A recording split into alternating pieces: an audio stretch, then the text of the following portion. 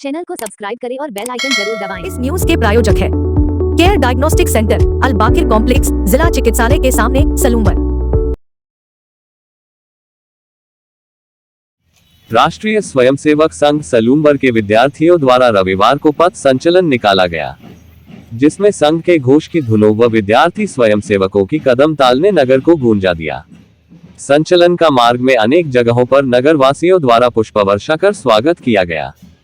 दोपहर नियत समय पर सैकड़ों विद्यार्थी स्वयंसेवकों का एकत्रीकरण नगर के सीनियर सेकेंडरी खेल मैदान पर हुआ, जहां से संचलन प्रारंभ होकर चुंगी नाका, तुर्की दरवाजा, हरमंदिर, रावली पोल, पैलेस रोड, आजाद मोहल्ला, होली चौक, सर्राफा बाजार, गांधी चौक, पुलिस चौकी, श्रद्धानंद मार्ग, खटीकवाड़ा, सूरजपोल रोड, बड़ा Ganpati, link road, bus stand, Nehru मार्ग होते हुए पथ संचलन पुनः खेल मैदान पर संपन्न हुआ। संचलन में गणवेशधारी दंडवाहिनी में अधिकांश विद्यार्थी स्वयंसेवक दंड लिए हुए भगवा धर्म ध्वजा लिए कदमताल करते हुए चल रहे थे। बीच में शाखा के घोष ने अपने घोष दंड के निर्देशानुसार धुनों से पूरे वातावरण को गुंजायमान कर दिया। संचलन का नगर में अनेक सामाजिक, राजनीतिक व धार्मिक संगठनों के लोगों द्वारा पुष्पवर्षा कर स्वागत किया गया। मैदान में विद्यार्थियों ने ध्वज प्रणाम किया, पश्चात अमृत वचन का वाचन कर एकल गीत का गान किया गया, जिसके पश्चात आद्य सरसंघचालक प्रणाम के साथ वर्ष प्रतिपदा के उत्सव की शुरुआत की। उत्सव कार्यक्रम में चित्तौड़ प्रांत के सह ग्राम विकास संयोजक गणेश पाटीदार, जिला कार्यवाह गजेंद्र गर्ग, नगर संचालक मुकेश शाह मंचासीन रहे। मुख्य वक्ता चित्तौड़ प्रांत के सह ग्राम विकास संयोजक गणेश पाटीदार ने अपने उद्बोधन में क्या कहा, सुनिए। परम पवित्र भगवा ध्वज, मान्यवर नगर संघचालक जी, आदरणीय जिला कार्यवाह जी, अन्य अधिकारीगण एवं देवता स्वरूप आत्मीय स्वयंसेवक बंधुओं और इस मैदान में विराजित वरिष्ठ नागरिकगण, भाइयों बहनों, हम सभी का परम सौभाग्य है कि आज हम पूजनीय सरसंघचालक डॉक्टर हेडगेवार जी का जन्मदिन आद्य सरसंघचालक प्रणाम के रूप में मनाते हैं। आपके साथ साथ मेरा भी परम सौभाग्य है कि निकटवर्ती जिले का होने के कारण सलूम्बर, बांसवाड़ा, उदयपुर, डूंगरपुर, उन जिलों में मेरा क्रमशः आना जाना रहता है। मुझे सलूम्बर में चौथी बार उत्सव के निमित्त आपके बीच उपस्थित होने का अवसर मिला है। हो सकता है बौद्धिक की कुछ बातें रिपीट होंगी, तो छोटा समझकर मेरी बात को अन्यथा मत लेना। अभी अपने संघ की अखिल भारतीय प्रतिनिधि सभा यह हरियाणा के पानीपत में संपन्न हुई। देश भर के अखिल भारतीय प्रतिनिधि के साथ संघ के राष्ट्रीय कार्यकारिणी के सदस्य, पदाधिकारी, माननीय सरकार्यवाह जी, पूजनीय सरसंघचालक जी, ऐसे सब लोग वहां उपस्थित होते हैं और संघ के वर्ष भर कार्य का चिंतन होता है और उसमें हमेशा ही कोई न कोई प्रस्ताव पारित होता है। यहाँ आप लोग आने के बाद नगर में संचलन के लिए गए, लौटकर प्रस्ताव का वाचन हुआ, मान्यवर सरकारवाह जी का वक्तव्य आपके बीच पढ़ा गया और देश भर के जो काम की, जो अपनी कार्यव्रत है, सब आपके सामने रखा गया। तो मुझे ऐसा लगता है कि मेरे बोलने के लिए तो कुछ बचा ही नहीं। और सामने जो स्वयंसेवक गण है वो भी अधिकांश 80% के लगभग विद्यार्थी स्वयंसेवक हैं। तो विद्यार्थी तो चंचल होते हैं, उनको बौद्धिक सुनना, भाषण सुनना ये थोड़ा कठिन लगता है। शाखा पर खेल खेलना, संचलन करना, घोष बजाना, ये सब उनके रुचि के विषय होते हैं, परंतु भाषण ये थोड़ा सा अरुचि का विषय होता है। आप देख रहे हैं बहुत सारे स्वयंसेवक जमीन के साथ, मिट्टी के साथ खेल रहे हैं, तिनके उखाड़ रहे हैं, कोई दंड उठा रहा है। तो उन सब से मेरा निवेदन है कि मैं अपना वक्तव्य बहुत लंबा नहीं करने वाला हूँ, परंतु आप मेरा साथ दें। अंत में एक कहानी सुना करके मैं अपनी बात को समाप्त करूंगा। और मैं बिल्कुल नहीं बोलूं तो फिर वो भी अपने कार्य के साथ न्याय नहीं होगा। इसलिए कुछ तो कहना ही है। तो आपके बीच ज़्यादा समय नहीं लेकर के कोई 15-20 मिनट में मैं अपना विषय पूरा करने का प्रयास करता हूँ। तो जो दृश्य आप देख रहे हैं, जो दृश्य इस समय आप जो देख रहे हैं, वो कोई 15-20 दिन, महीने, 6 महीने, 12 महीने उसका परिणाम नहीं है। ये जो दृश्य देख रहे हैं, इस दृश्य को खड़ा करने में संघ की 6 पीढ़ियां खप गई। कितनी? 6 पीढ़ियां एक खप गई। आपके सामने चित्र है परम पूजनीय डॉक्टर जी। पहली बार जब संघ शुरू किया तो देश तो स्वाधीन नहीं हुआ था, देश अंग्रेजों का गुलाम था। तो जब उन्होंने संघ शुरू किया तो लोगों ने मजाक उड़ाई कि 40-45 साल का डॉक्टर हेडगेवार, जो कलकत्ता के मेडिकल कॉलेज से अभी अभी MBBS की डिग्री प्राप्त की है और छोटे छोटे बच्चों के बीच खेलता है। लोग मजाक में कहते थे कि डॉक्टर हेडगेवार का हेड गवार हो गया, मतलब पागल हो गया। 5वीं कक्षा में पढ़ने वाले बच्चों के साथ खेलता है और बोलता है कि हम देश का संगठन करेंगे, हिंदुओं का संगठन करेंगे। परंतु बंधुओं, 1925 में नागपुर के रेशम बाग में एक मोहिते का बाड़ा है। वहाँ एक पुराने कुएं को साफ कर, उस कुएं से पानी निकालकर, उस पानी से छिड़काव करके वहाँ खेल कबड्डी और ऐसे करते करते करते 15-20 नवियों को एक झुंड वहाँ आकर खेलता है। और कुछ दिनों के बाद डॉक्टर हेडगेवार जी उनके सामने एक परिकल्पना रखते हैं कि अपने संगठन का नाम क्या है। तो सबने बोला राष्ट्रीय स्वयंसेवक संघ। डॉक्टर जी ने कहा कि ये तो केवल नागपुर के मोहिते बाड़े में चलता है, फिर राष्ट्रीय कैसे हो गया। फिर डॉक्टर जी उनके सामने कल्पना रखते हैं कि हम सबको पढ़ने के लिए अपने घर से बाहर निकलना पड़ेगा। तो पहली बार शाखा चलते चलते जब जुलाई मास में स्कूल का सेशन शुरू होता है तो उसमें से 15-20 नवयुवक, उस समय इतने सारे साधन, कार, हवाई जहाज, रेल, ये सब नहीं थे, बस पुरानी रेलगाड़ियां थी और कुछ लोग पैदल और साइकिल से चलकर कहां कहां चले आप विचार करेंगे। कोई चला लाहौर, कोई चला चेन्नई, कोई चला कोलकाता, कोई चला लखनऊ, कोई चला दिल्ली और कोई चला केरल, कोई हैदराबाद, कोई बेंगलुरु। किस लिए? घर वालों से बताया कि हम पढ़ने के लिए जा रहे। और काम क्या किया? संघ का प्रचारक बनकर संघ का कार्य किया। कुछ ऐसे वरिष्ठ पदाधिकारी आज इस दुनिया में नहीं है। ऐसे एक पदाधिकारी का नाम सुनाता हूं, माननीय दत्तोपंत ठेंगड़ी। बहुत होनहार विद्यार्थी, पढ़ने में इतना कुशाग्र बुद्धि। उसको भेजा केरल, न भाषा आती थी, न उनके पास जेब में पैसा था, न केरल में उनकी कोई अगवानी करने वाला था। वहां जाकर एक वकील साहब से चिट्ठी लेकर जाते हैं डॉक्टर जी से। तो वकील साहब को जाके कहते हैं कि मैं नागपुर से आया हूं और यहाँ पर पढ़ाई के साथ संघ का कार्य करूंगा। तो वकील साहब ने कहा कि अपने क्यों जीवन बर्बाद करते हो, चुपचाप पढ़ाई करो और वापस जाओ, ऐसा कहा। रहने, खाने, ठहरने की कोई व्यवस्था उन्होंने नहीं करी। कहते हैं दत्तोपंत जी ठेंगड़ी ने एक साइकिल स्टोर पर एक नौकरी करी दिन की। दिन में साइकिल स्टोर पर पंचर बनाते, वहां से कुछ पैसा मिलता, उससे शाम का भोजन करते और फिर किसी खेल के मैदान में जहाँ फुटबॉल, वॉलीबॉल खेल रहे हैं, वहां बीच में जाकर देखते कि कौन तरुण स्वयंसेवक खेलने में अच्छा है, उससे दोस्ती करते और फिर ये संघ का काम शुरू किया। 1940 आ गया तो कहते हैं कि पहली बार संघ का शिक्षा वर्ग लगा, तृतीय वर्ष का। तो देश भर के 40 प्रांतों से वहां एक न एक स्वयंसेवक आए थे। और डॉक्टर जी का जो शरीर था, वज्र जैसा शरीर, लोहे जैसा शरीर, तिल तिल करके गल गया था, बोलने की भी ताकत नहीं थी। फिर भी उस वर्ग में 2.5 मिनट के लिए डॉक्टर जी का बौद्धिक होता है। डॉक्टर जी कहते हैं कि मैं इस वर्ग में अपने आंखों के सामने एक लघु भारत का दृश्य देख रहा हूं और आप सब स्वयंसेवक कभी भी संघ का काम करते करते थकना मत, हारना मत। और इस जीवन में जब तक सांसों में प्राण है और घुटनों में दम है तब तक संघ का काम करना। और सबको भरभराती आवाज से विदा होकर के डॉक्टर जी उसके बाद चले जाते। तो एक पीढ़ी खपी, फिर पूजनीय गुरुजी आए 1940 में। एक होनहार नवयुवक, देश के पढ़े लिखे होनहार लोगों में से एक।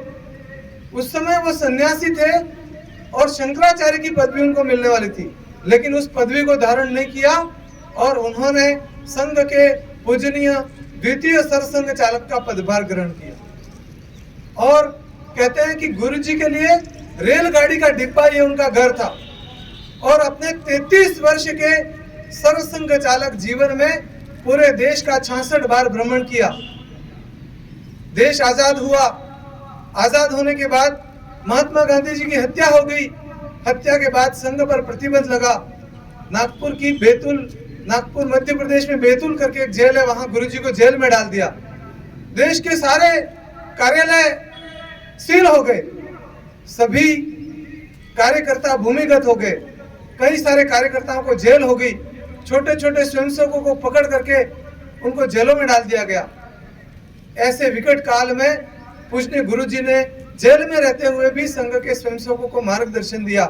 और 18 महीने के प्रसूति काल के बाद संघ पर से प्रतिबंध हटा। पूजनीय गुरुजी सहित सभी अधिकारी बाहर आए और फिर देश में प्रचारकों की परंपरा चली और गुरुजी ने पूरे देश के अंदर घूम करके हिंदू समाज को जागरण किया। दूसरी पीढ़ी 1972 में गुरुजी के रूप में समाप्त हुई। फिर बाला साहब देवरस, प्रथम सरसंघ चालक, द्वितीय सरसंघ चालक। आप में से कुछ सौभाग्यशाली कार्यकर्ता हैं, शायद पूजनीय गुरुजी को देखा होगा, पर मुझे उन दोनों को दर्शन करने का अवसर नहीं मिला। पर मेरा सौभाग्य है कि 1995 में नागपुर में जब तृतीय वर्ष करने गया तो व्हील चेयर पर बाला साहब देवरस को देखा, तृतीय सरसंघ चालक। बाला साहब देवरस चेन्नई संघ कार्यालय में बम विस्फोट किया आतंकवादियों ने, तो छोटे बच्चे की तरह जिद करने लगे कि मुझे उस बम विस्फोट में मारे गए कार्यकर्ताओं के परिजन और घायल हुए स्वयंसेवकों को मिलना है। जब छोटे बच्चे की तरह जिद करी तो विमान से उनको चेन्नई ले जाने का उपक्रम हुआ। तो नागपुर एयरपोर्ट पर विमान परिचारिका पूछती है कि ये कौन है, तो बोलते हैं कि संघ के तृतीय सरसंघ चालक हैं और चेन्नई में विस्फोट हुआ, वहां उनके परिजनों को मिलना चाहते हैं। तो बोलते हैं खुद व्हील चेयर पर हैं, बात नहीं कर सकते, सुन नहीं सकते और जिद कर रहे हैं। फिर उनको ले जाया गया, वहां पर मिलकर वापस आए और उन्होंने अपना पूरा जीवन उनके छोटे भाई भाऊराव देवरस और बड़े भाई बाला साहब देवरस दोनों प्रचारक बन करके कई वर्षों तक संघ का मार्गदर्शन किया। तीसरी पीढ़ी समाप्त हुई। फिर रज्जू भैया, प्रोफेसर राजेंद्र सिंह, प्रयागराज विश्वविद्यालय में आणविक भौतिकी, न्यूक्लियर फिजिक्स के प्रोफेसर, देश के प्रख्यात साइंटिस्ट और संघ के प्रचारक बनकर के देश की सेवा करते हैं। जब वो प्रचारक निकले तो उनकी शिकायत गई नेहरू जी तक कि संघ वाले देश से एक प्रख्यात साइंटिस्ट ये ले रहे हैं और फिर उनको रोकना चाहिए। तो जब कुछ वरिष्ठ लोगों का दल पूजनीय रज्जू भैया के पास गया तो उन्होंने कहा कि पैसे लेकर मैं जो काम कर रहा हूं वो तो कोई भी कर लेगा, लेकिन देश के लिए, समाज के लिए पूरा जीवन देकर काम करने वाले लोग कम है। इसलिए अपने अंतिम समय तक बच्चों को पढ़ाते रहे, अपने को वेतन मिला वो बच्चों में बांटते रहे और फिर संघ के चतुर्थ सरसंघ चालक बने, संगठन को चालना दी। हम में से अनेक लोगों को उनके साथ बैठकों में बातचीत करने का अवसर मिला। फिर वो चले गए सुदर्शन जी के हाथों में देकर।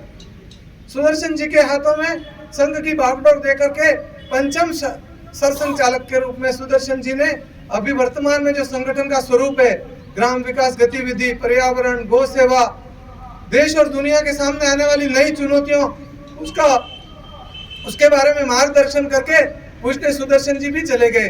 और 2012 से हम सब के बीच में, हम सभी के चिर परिचित छठे पूजनीय सरसंघ चालक मोहन जी भागवत, ये हम सभी को पिछले कई वर्षों से चालना दे रहे हैं।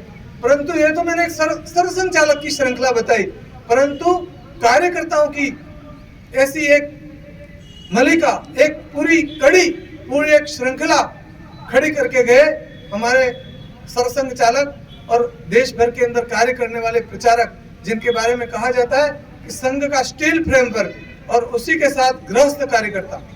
अभी अभी हमारे गांव में पूजनीय सरसंघ चालक जी का आगमन हुआ ग्राम विकास गतिविधि की अखिल भारतीय बैठक के नाते।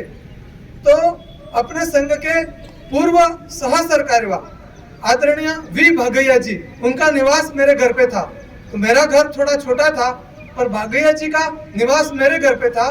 तो मैं अपने घर के सदस्यों के साथ, गाय के साथ परिचय करा रहा था। तो मैंने कहा, भाई साहब मेरा घर थोड़ा छोटा है और यहाँ थोड़ी आपको असुविधा। उन्होंने कहा नहीं नहीं, देश भर के अंदर बहुत सारे ऐसे गृहस्थ कार्यकर्ता हैं जिनके कारण संघ खड़ा है। अभी अभी आपने देखा हमारे नगर संघ चालक जी पूरे समय खड़े रहने के बाद चलकर यहाँ आना था, चक्कर आ गए। आप चाहते घर बैठ सकते थे, आप चाहते तो घर बैठ करके भी रह सकते थे, ऐसा कोई जरूरी नहीं है कि आपको आना ही था। पर इस मंच के पीछे कुछ पंक्तियां लिखी हुई है, आप जाते जाते पढ़ना और गौर करना। दानवता का तिमिर हटाने तिल तिल कर हमें जलना सीखे। मतलब दानवता, आतंकवाद और दुनिया के अंदर जितनी समस्या है, उन समस्याओं से पार पाने के लिए हम सभी स्वयंसेवकों को तिल तिल कर जलना है और उसका साक्षात आप परिणाम देख रहे हैं। मैं भागैया जी की बात पर आता हूँ। भागैया जी ने बताया कि जब देश पर गांधी हत्या के बाद संघ पर प्रतिबंध लगा, सारे कार्यालय सील, कार्यकर्ता बड़े सभी जेलों में और छोटे कार्यकर्ता भूमिगत हो गए। तो हैदराबाद के पास एक जिले का मैं जिला प्रचारक था। जिला प्रचारक होने के नाते भूमिगत हो गए, घर में कार्यालय तो बंद हो गए। एक घर में मेरा निवास था, उस घर में नवविवाहित पति पत्नी और 2 बच्चे और एक कमरे का घर, छोटी सी रसोई। भागैया जी को उनके घर में रखा तो बोले कि घर में तुरंत 6 फीट की प्लाई से एक दीवार खड़ी करी। अंदर वो परिवार सोता, इधर बाहर की तरफ मेरा बिस्तर रहता। सब लोग हम खाना खाते, दिन भर घर में मैं छुपा रहता, किताबें पढ़ता। जब शाम के समय 6 साढ़े 6 बजती तो छोटे छोटे बच्चे मेरे साथ आ जाते उस घर के, बोलते हैं कि मामू तू दिन भर तो दिन में छुपा रहता है, अब रात को कहाँ जा रहा है। मतलब घर के जो बच्चे थे वो भागैया जी से, जो जिला प्रचारक थे, उनसे पूछते हैं कि मामा मामा तू रात को कहाँ जाता है, दिन में तो छुपा रहता है। तो ऐसे गृहस्थ परिवारों की तपस्या से यह संघ आज 97-98 वर्ष की यात्रा करते करते करते यहाँ तक आकर के पहुंचा है।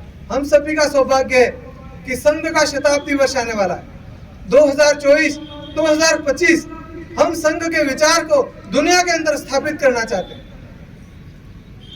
ये जो पथ संचलन है उसमें अगर युवा और तरुण जोड़ते तो शायद संख्या दुगुनी होती, लेकिन युवा पीढ़ी पर, विद्यार्थियों पर फोकस इसलिए कर रहे हैं कि हम सभी लोग तो 2 वर्ष, 5 वर्ष, 10 वर्ष, 15 वर्ष के बाद जाने वाले हैं, परंतु कल के भारत की आप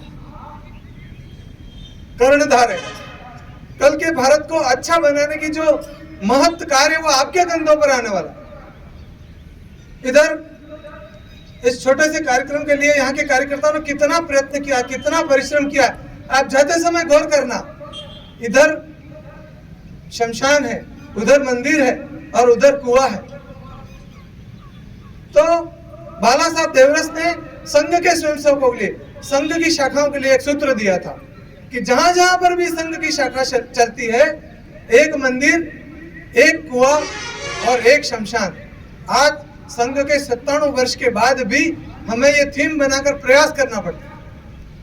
आज भी देश और राजस्थान के कुछ हिस्सों में हमारे जो तथाकथित दलित या पिछड़ी जाति के बंधु हैं, कहीं कहीं सुनने में आता है कि घोड़े से उतार दिया, कहीं कहीं सुनने में आता है बिनोला लेकर के मंदिर के सामने नहीं निकल सकते, कहीं कहीं सुनने में आता है कि पानी जो सार्वजनिक नल है वहां उनको पानी नहीं भरने दिया जाता है।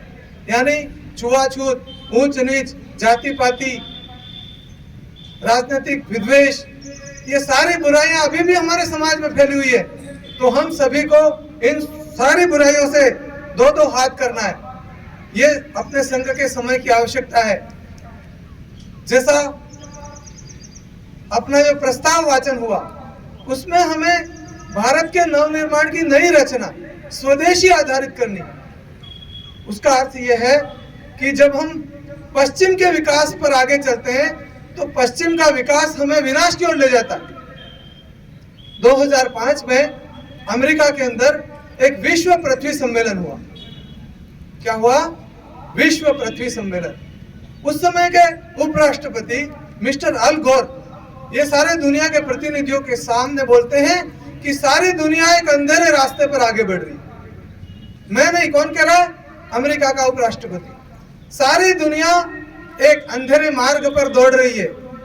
यदि हमें इस सृष्टि को, इस धरती को, इस पृथ्वी को हमें बचाना है तो हमें यू टर्न लेना पड़ेगा। जो उपभोगवादी संस्कृति है उससे यू टर्न लेना होगा हमें, और हमारी मिट्टी, पानी, हवा और हमारे पेड़ पौधे, पर्यावरण, उनकी चिंता करनी पड़ेगी। वरना ये जो पश्चिम का मॉडल है, आप देखिए इतनी सारी कारें और गाड़ियां दौड़ रही है, कल पेट्रोल खत्म हो जाएगा, डीजल खत्म हो जाएगा, सारी दुनिया खड़ी हो जाएगी। तो हमारे माननीय प्रधानमंत्री जी कहते हैं कि हमें ऊर्जा में आत्मनिर्भर होना है, तो सोलर ऊर्जा, पवन ऊर्जा, जल ऊर्जा, गौ आधारित ऊर्जा, ये हमें ऊर्जा के नए नए साधन ये डेवलप करने हैं।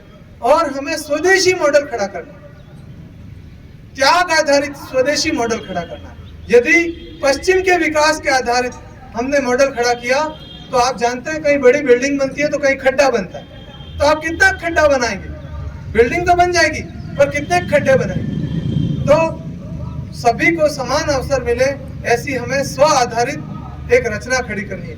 जैसा कि मैंने प्रारंभ में कहा, फिर से कुछ स्वयंसेवक गड़बड़ करने लग गए क्योंकि उनको मेरी बात या तो समझ में नहीं आ रही या फिर उसको गौर नहीं कर रहे। तो मैं वापस कहानी पर आता हूँ कि संघ में आने पर क्या फायदा होता है। संघ में आने पर संस्कार मिलते हैं। क्या मिलता है? संस्कार। कभी कभी अपने पदाधिकारी कहते हैं संघ में क्या मिलता है, तो आंख से देख सकते हैं या जिस चीज से कोई खरीद सकते हैं ऐसी कोई चीज संघ में नहीं मिलती। तो संघ में क्या मिलता है? संघ में ऐसी चीजें मिलती है जिनको आंख से नहीं देख सकते पर आपका जीवन बदल सकती है, आपका जीवन बचा सकती है। ऐसी एक कहानी मैं बता करके अपनी बात को समाप्त करता हूँ। कहानी कैसी है?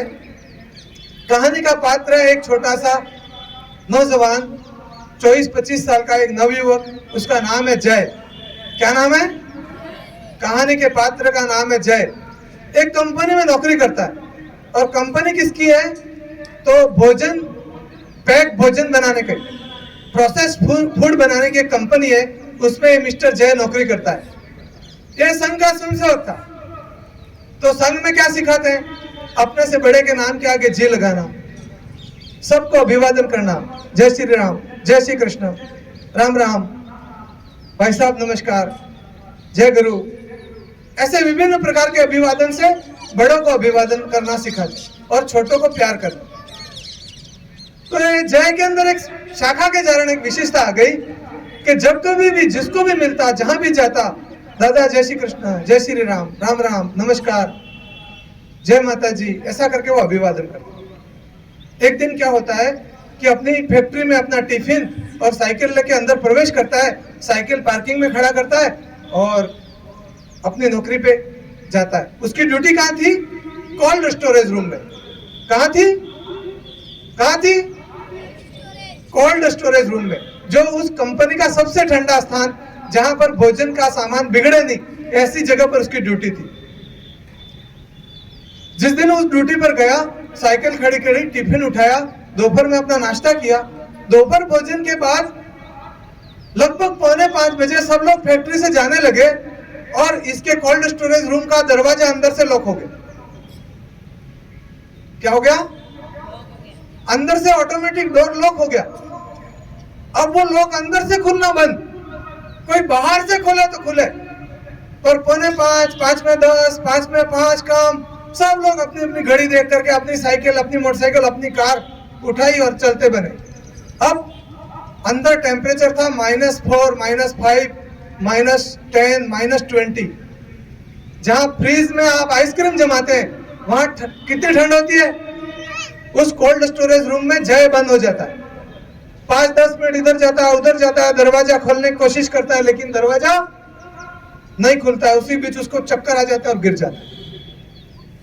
5:03, 4, 5 मिनट हुई तो फैक्ट्री का चौकीदार देखता है कि सब लोग चले गए, वो जय करके लड़का नहीं गया, क्योंकि वो सबको प्रणाम करके अंदर प्रवेश करता था और जाते समय भी बाकी सब लोग तो चले जाते थे, लेकिन ये जय है वो दादा जय श्री कृष्ण जय श्री राम ऐसा करके हंसता मुस्कुराता निकलता था। इसलिए वो चाचा जो चौकीदार थे उनको स्ट्राइक हुआ। क्या स्ट्राइक हुआ कि लड़का नहीं आया, कहाँ गया, इधर देखा उधर देखा, दौड़कर कोल्ड स्टोरेज रूम की तरफ गए। जब बाहर से वो चक्री वाला ऐसा गेट खोला तो जैसे ही दरवाजा खोलता है तो जय बेहोश पड़ा हुआ। जाकर देखते हैं नाड़ी चल रही है पर बेहोश है।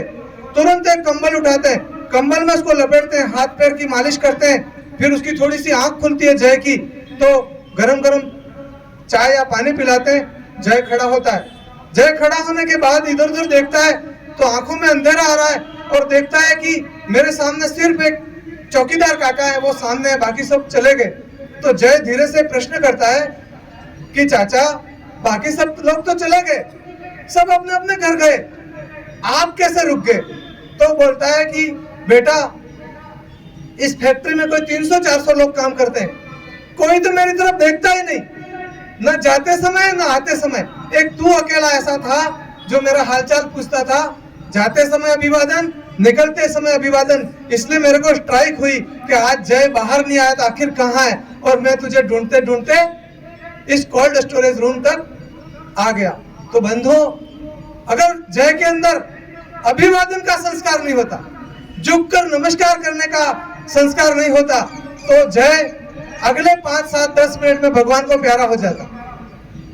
तो जय को शाखा के कारण, मंदिर के कारण, पारिवारिक संस्कारों के कारण ऐसे संस्कार मिले जिसके कारण से उस चाचा ने उस दिन उसकी जान बचाई।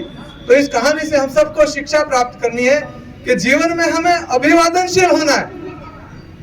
संघ में आकर कुछ सीखे ना सीखे एक अलग बात है, पर किसी का मजाक मत बना, किसी की अवहेलना मत करना। दादा दादी, चाचा चाची, गली में रहने वाले माता पिता बहन, सबको स्नेह सम्मान देना और अपने से छोटों को प्यार देना। इतना संस्कार यदि आपने सीख लिया तो मैं समझता हूँ आज का दिन आपको संचलन में 45 मिनट चलाया, पिछले 3 घंटे से आप लगातार इस मैदान में आप जो तपस्या कर रहे हैं वो तभी फलीभूत होगी जब संघ के बेसिक संस्कार, जिसको हम कहते हैं अभिवादनशील होना स्वयंसेवक को, वो आना चाहिए। इतना कह करके मैं अपनी बात को ज्यादा लंबे न करते हुए अपने कथन को यहीं पर विराम करता हूँ।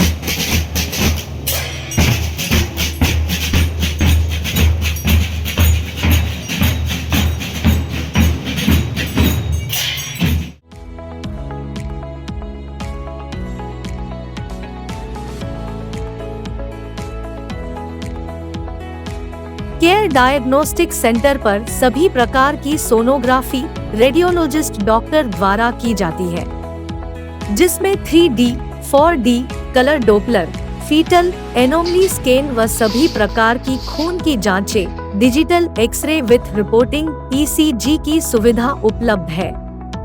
अधिक जानकारी के लिए संपर्क करें। केयर डायग्नोस्टिक सेंटर, अल बाकीर कॉम्प्लेक्स, जिला चिकित्सालय के सामने, सलूम्बर। मोबाइल नंबर 9414737586 पर संपर्क करें।